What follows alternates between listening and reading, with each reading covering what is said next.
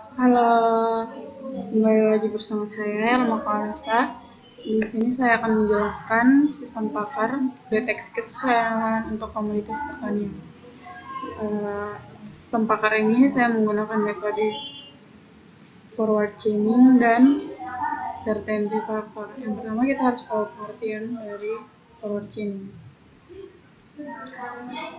Forward chaining adalah pelacakan ke depan yang memulai dari sekumpulan fakta-fakta dengan mencari kaidah yang cocok dengan dugaan atau hipotesa yang ada menuju kesimpulan. Kadang metode ini disebut data driven atau inference engine, menggunakan informasi yang ditentukan oleh user untuk memindahkan ke seluruh jaringan dari logika AND dan OR sampai sebuah terminal ditentukan sebagai objek. Bila inference engine tidak dapat menentukan objek, maka akan meminta informasi lain. Aturan natural di mana menentukan objek menentukan path atau lintasan yang mengarah ke objek. Oleh karena itu, hanya satu cara untuk mencapai satu objek adalah memenuhi semua aturan. Selanjutnya kita masuk dalam hasil wawancara. Berdasarkan hasil wawancara yang dapat, ada 4 tanaman, yaitu padi, jagung, cabai, bawang merah dengan tingkat kesesuaian lahannya itu ada sangat sesuai, cukup sesuai, sesuai marginal, dan tidak sesuai. Berdasarkan hasil wawancara, dibuatlah tabel kesesuaian lahan, yaitu sangat sesuai dengan kode 1 sampai seterusnya, dan kode untuk tabel karakteristik dari setiap kelas kesesuaian lahan. Bisa dilihat pada slide. Sesudah diberikan pengkodean, kita masuk dalam pembentukan role. Contohnya pada role 1, jika tanaman padi dan kecuraman lereng 0-5% dan tekstur agak halus dan kedalaman efektif lebih dari 50 cm dan pH 6,5-7,5 dan bahaya erosi sangat ringan, maka lahan tersebut sangat sesuai. Berdasarkan hasil wawancara, didapatkanlah 16 role yang dibentuk. Selanjutnya masuk dalam tabel role itu sama seperti pengkodeannya. Terus inferensi, karakteristik lahan yang dipunyai oleh petani adalah dia memiliki tanaman padi dengan lahannya kecuraman lereng 4%, tekstur tanah agak halus, kedalaman efektif 51 cm, keasaman tanah atau pH tanah 6,7, dan bahaya erosi sangat ringan. Selanjutnya kita masuk dalam proses inferensi tabel 1.1, di mana ini sama dengan tabel inisialisasi, tabel awal, tabel atribut value, dan working memory-nya belum dimasukkan karakteristik lahan. Selanjutnya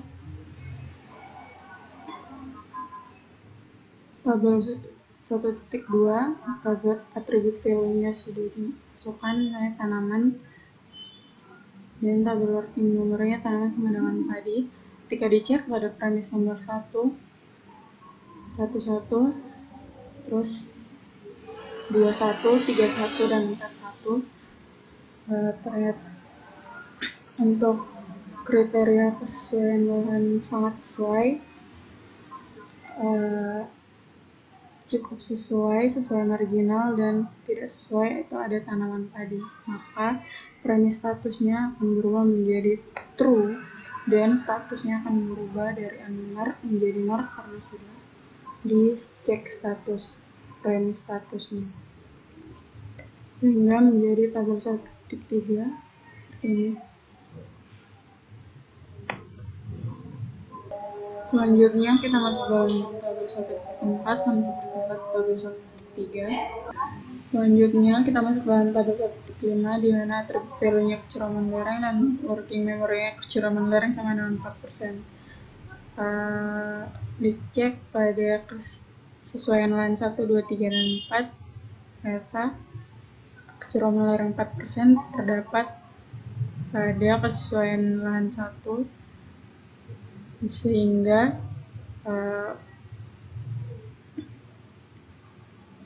premis status yang dari free diubah menjadi true dan status dari unmarked menjadi marked.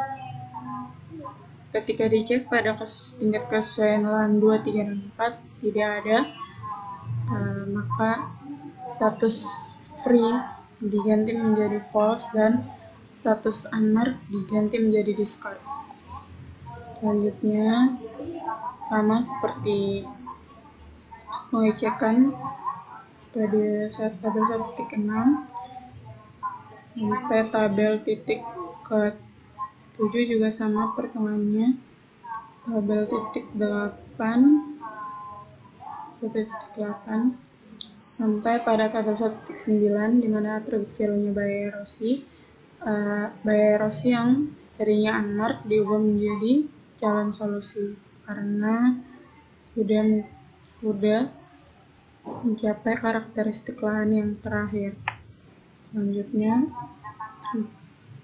di tabel 1.10 ketika tabel working memory sudah dimasukkan biaya erosi sama dengan sangat ringan, status yang dari calon solusi menjadi final solusi,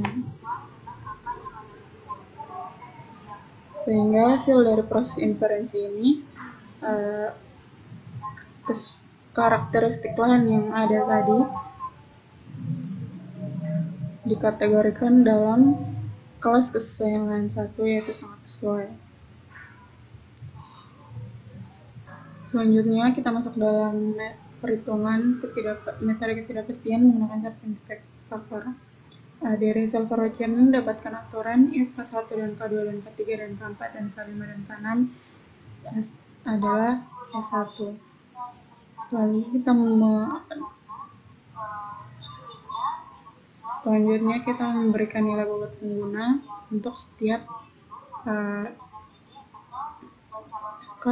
karakteristik lahan dan juga nilai bobot pakar untuk karakteristik. Selanjutnya kita masuk dalam perhitungan certainty factor, di mana certainty factor kode pertama sama dengan certainty factor pengguna kode pertama dikali dengan certainty factor pakar kode pertama, yaitu sama dengan 0,7 dikali 0,6 dia dapat hasil 0,42. Perhitungannya sama sampai certainty factor kode ke-6. Selanjutnya perhitungan untuk certainty factor combine-nya, yaitu combine-nya itu certainty factor kode pertama ditambah certainty factor kode kedua dikali dengan 1 kurang certainty factor kode pertama sama dengan 0,42 ditambah 0,56 dikali 1 kurang 0,42 didapatkan hasil 0,74. Selanjutnya dilakukan perhitungan yang sama sampai combine kelima.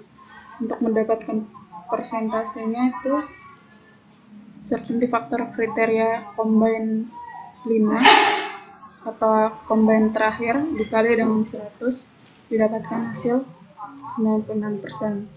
Maka kesimpulan yang dapat diambil adalah dengan menggunakan metode forward chaining dapat menentukan kesesuaian lahan yang tepat untuk kriteria lain dari lahan seorang petani. Sedangkan dengan menggunakan metode certainty factor dapat mengetahui tingkat persentase kebenaran suatu rule atau aturan. Sekian dari penjelasan saya. Terima kasih.